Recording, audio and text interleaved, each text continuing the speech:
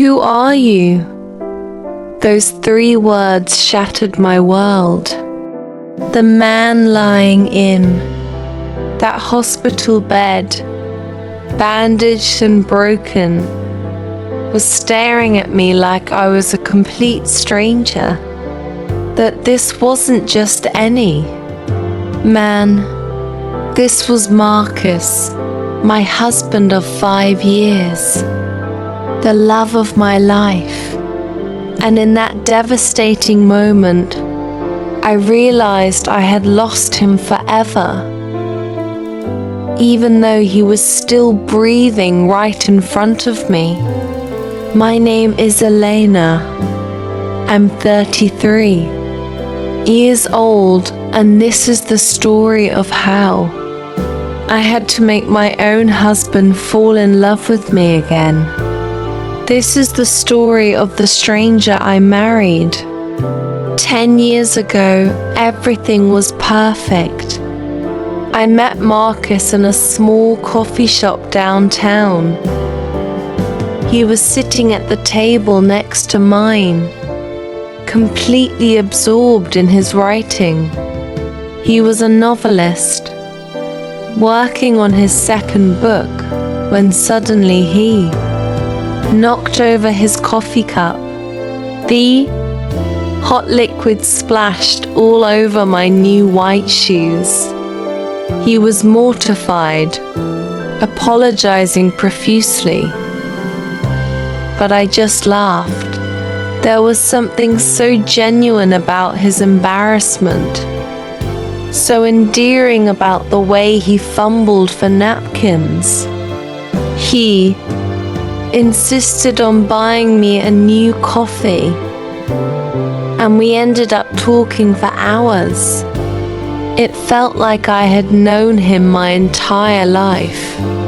Marcus had this way of listening, really listening, that made me feel like the most interesting person in the world. I was a kindergarten teacher, and he would ask about my students with such genuine curiosity. After that day, we saw each other constantly. Our lives intertwined so naturally. His quiet home office where he crafted stories, my chaotic classroom filled with children's laughter. I'll never forget the day he proposed. We were at Riverside Park, our favorite spot, sitting on the bench where we shared our first kiss. His hands were trembling as he pulled out a small velvet box. "Elena," he said, his voice shaking with emotion, "I want to spend every single day of my life making you happy. Will you marry me?" I cried so hard I could barely say yes. Our wedding was intimate. Just family and close friends gathered in my parents' backyard. When I walked down that makeshift aisle and saw Marcus waiting for me, tears streaming down his face, I thought I was the luckiest woman alive. For 5 incredible years, we were more than husband and wife. We were best friends. Soulmates, partners in everything. I believed our love was unbreakable, that nothing could ever come between us. I was wrong. It was a Tuesday morning in October. I had just finished teaching my morning class when my phone rang. An unknown number. The voice on the other end was clinical, detached. "Is this Elena, wife of Marcus Sullivan?" My heart immediately started racing. "Yes, that's me. Is everything okay?" The words that followed changed everything. Your husband was in an accident. He's at Metropolitan Hospital. You need to come immediately. The world stopped spinning. Marcus, an accident. It couldn't be possible. He was supposed to be home, safe in his office, working on his latest chapter. I dropped the phone and my colleague Sarah saw the terror on my face. She drove me to the hospital while I sat in the passenger seat, numb with fear, whispering the same prayer over and over. Please be okay, Marcus. Please be okay. At the hospital, they led me to a sterile waiting room where every minute felt like an eternity. When the doctor finally appeared, his expression told me everything before he even spoke. Mrs. Sullivan, your husband was struck by a car while crossing 5th Street. He suffered severe head trauma, but we were able to perform emergency surgery. He's stable now. He's going to live. That word was a lifeline in the darkness. But then came the warning that would haunt me. However, due to the nature of his brain injury, we can't predict what his cognitive state will be when he awakens. There's a significant possibility of memory loss. I didn't understand what that truly meant then. I just needed to see him. When they took me to his room, I barely recognized the man lying there. Machines beeped around him, tubes snaked from his body, and his head was wrapped in white bandages. I took his hand and whispered, Marcus, it's me. It's Elena. I'm here, and I'm not going anywhere. For 3 days, I never left his side. I talked to him constantly, telling him about my students, reading him passages from his favorite books, playing his favorite music. On the 3rd day, his fingers twitched in mine. His eyes fluttered open, and I felt a surge of hope unlike anything I'd ever experienced. Marcus, you're awake, I said, smiling through my tears. He looked at me with confusion, then fear. When he spoke, his voice was barely a whisper. Who are you? Those words hit me like a physical blow. What? Marcus, it's me. Elena, your wife. But he just stared at me with the eyes of a stranger, then turned to the doctor. I don't know this woman. The doctor explained it to me gently but devastatingly. Retrograde amnesia. The injury had erased 10 years of Marcus's personal memories. Our entire relationship had been wiped clean. He remembered his name, basic facts about the world, how to speak and walk. But Elena, our wedding, our home, our love, gone, completely gone. Will his memory return? I asked desperately. The doctor's answer offered no comfort. It might come back in days, months, years, or it might never return at all. When I walked back into that room, Marcus looked at me with genuine fear.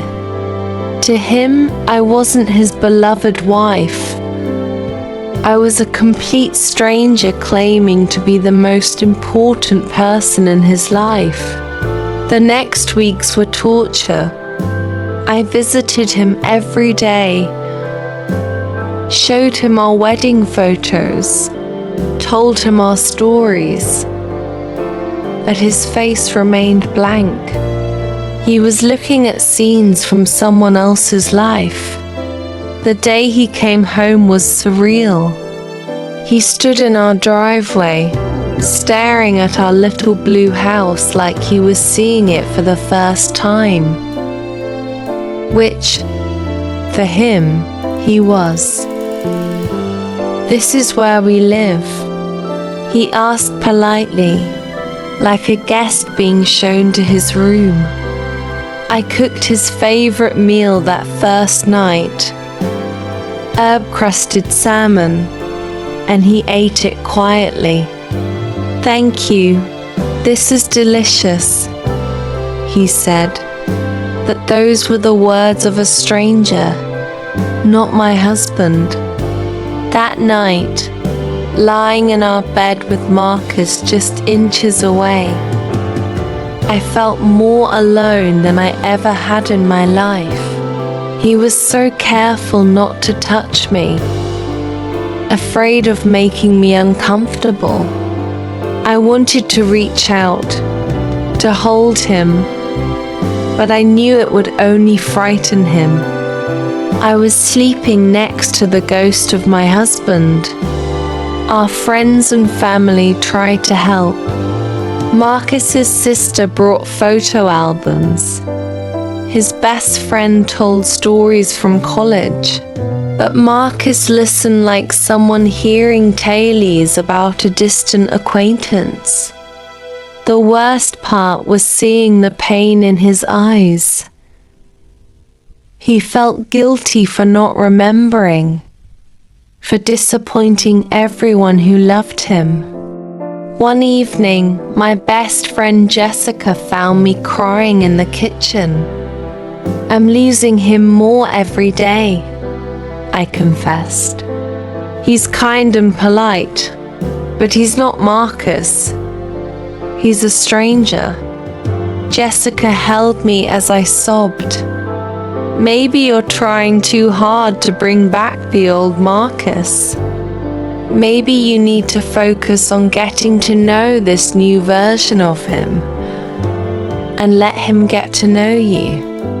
Her words changed everything. I stopped talking about our past and started focusing on our present. Instead of showing him old photos, I told him about my day at school. Instead of reminiscing about our honeymoon, I asked him about the book he was trying to write. Slowly, tentatively, we began to have real conversations. One afternoon, I came home exhausted after a particularly difficult day with my students. I collapsed on the couch, feeling defeated. When I opened my eyes, Marcus was standing there with a steaming mug of coffee. "You look tired," he said simply. I thought this might help. The gesture was so tender, so thoughtful, that tears filled my eyes. In that moment, I saw a glimpse of the man I fell in love with. Not the old Marcus, but someone equally capable of love and kindness. Months passed, and slowly, carefully, we began to rebuild. Marcus started asking more questions about me, showing genuine interest in my thoughts and dreams. We took walks together, watched movies, shared quiet dinners. It wasn't the passionate romance we'd had before, but something gentler was growing between us. On what would have been our 6th wedding anniversary, I woke up heartbroken. Marcus didn't even know what day it was. That evening, he found me in our bedroom, crying over our wedding album. He sat beside me, his face full of anguish. "I'm sorry," he whispered.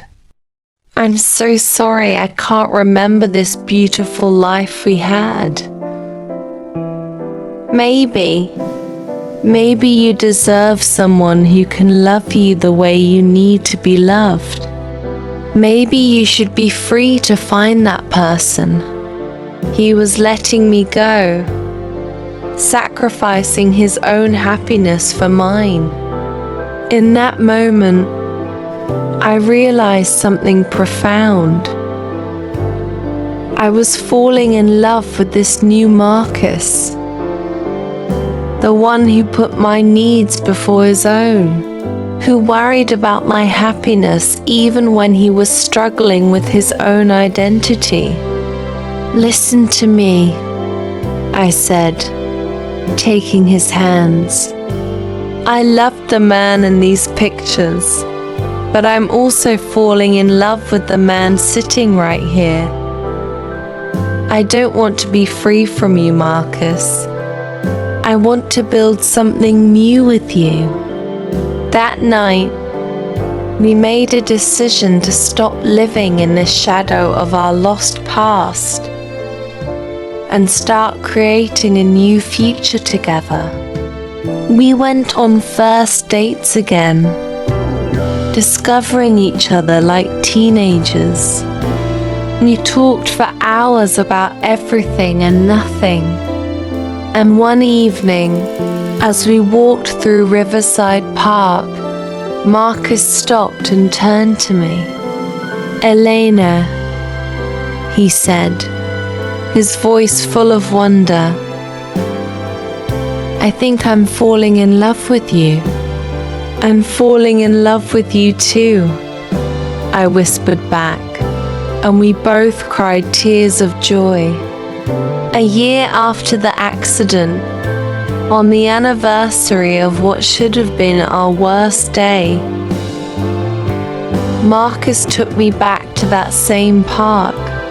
He knelt down on one knee, just like he had 7 years before.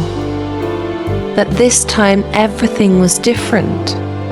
"Elena," he said, "I can't remember the first promise I made to you, but I want to make a new one.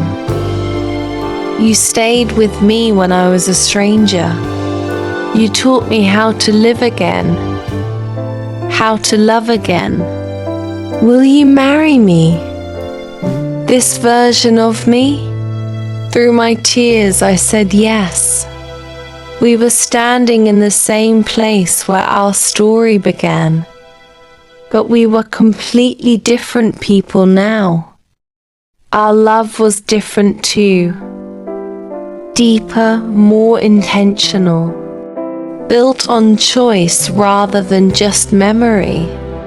Sometimes life strips away everything you thought you couldn't live without. It can be devastating, terrifying, but in losing everything, you discover what truly matters. You learn that love isn't just about remembering the past. It's about choosing each other every single day, building something beautiful from whatever pieces remain. Never give up on love, and never give up on the person you're meant to be with. Sometimes the greatest love stories are the ones we have to write twice.